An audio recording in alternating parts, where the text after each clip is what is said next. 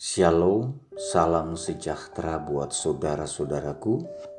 Renungan kita hari ini berjudul Asal Mula Dosa Tidak Dapat Diterangkan. Ayat renungan kita hari ini terdapat dalam Wahyu pasalnya yang ke-12 ayat 7. Maka timbullah peperangan di sorga. Mikael dan malaikat-malaikatnya berperang melawan naga itu. Dan naga itu dibantu oleh malaikat-malaikatnya. Mari kita dengarkan keterangannya.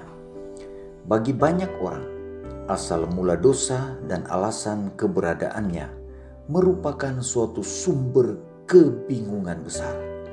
Mereka melihat pekerjaan si jahat dengan akibat-akibatnya, bencana dan kehancuran yang mengerikan, dan mereka bertanya-tanya, bagaimana semua ini bisa terjadi di bawah pemerintahan dan kedaulatan oknum yang tak terbatas dalam hikmat, dalam kuasa, dan dalam kasih. Suatu misteri yang mereka tidak temukan jawabnya. Dan dalam ketidakpastian dan keraguan-raguan, mereka dibutakan terhadap kebenaran yang dinyatakan dengan jelas oleh firman Allah. Sesuatu yang penting bagi keselamatan. Dalam keadaan bertanya-tanya mengenai keberadaan dosa, ada orang yang berusaha menyelidiki di tempat di mana Allah tidak pernah menyatakan. Karena itu, mereka tidak menemukan jawaban kesulitan mereka itu. Dan orang-orang seperti ini yang didasari oleh sikap ragu-ragu dan suka mencela, membuat hal ini sebagai suatu alasan untuk menolak perkataan Alkitab. Namun yang lain gagal mengerti dengan sempurna masalah besar kejahatan ini karena tradisi dan penafsiran yang salah telah menutupi ajaran Alkitab mengenai tabiat Allah, sifat pemerintahannya, dan prinsipnya dalam menangani dosa. Tidak mungkin menerangkan asal mula dosa yang memberikan alasan-alasan keberadaannya. Namun cukup banyak yang bisa dimengerti, baik mengenai asal mulanya maupun sifat-sifat dan akhir dari dosa, untuk menyatakan sepenuhnya keadilan dan kebajikan Allah dalam menangani kejahatan.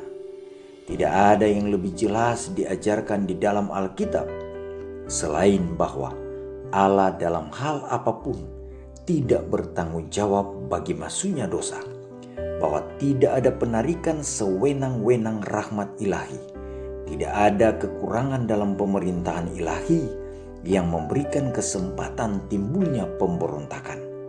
Dosa adalah pengacau dan pengganggu, sehingga tidak ada alasan untuk membiarkan keberadaannya dalam kehadirannya.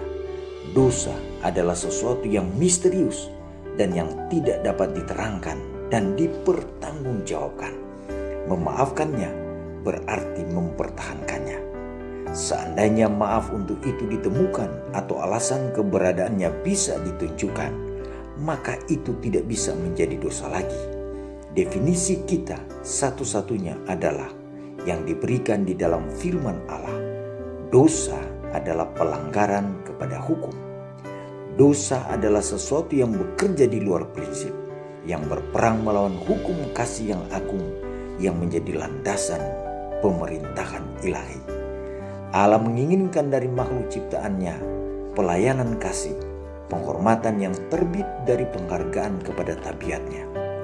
Ia tidak menyukai kesetiaan yang terpaksa, dan kepada mereka diberikannya kebebasan kemauan agar mereka boleh memberikan pelayanan sukarela kepadanya. Alfa dan Omega jilid 8 halaman 515 dan 517. Doa kita hari ini. Tuhan, terima kasih karena Engkau memberikan keterangan tentang arti dosa itu. Sesungguhnya dosa adalah simple menyatakan lewat firman-Mu. Dosa adalah pelanggaran kepada hukum. Dosa adalah sesuatu yang bekerja di luar prinsip yang berperang melawan hukum kasih yang agung.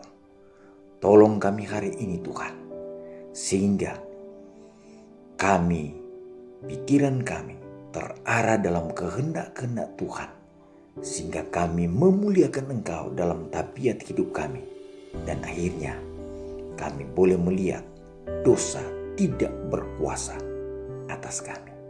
Terima kasih untuk renungan pagi ini. Kami persembahkan doa ini dan memohon pertolongan hanya di dalam nama Tuhan Yesus, nama yang indah, yang penuh dengan kuasa.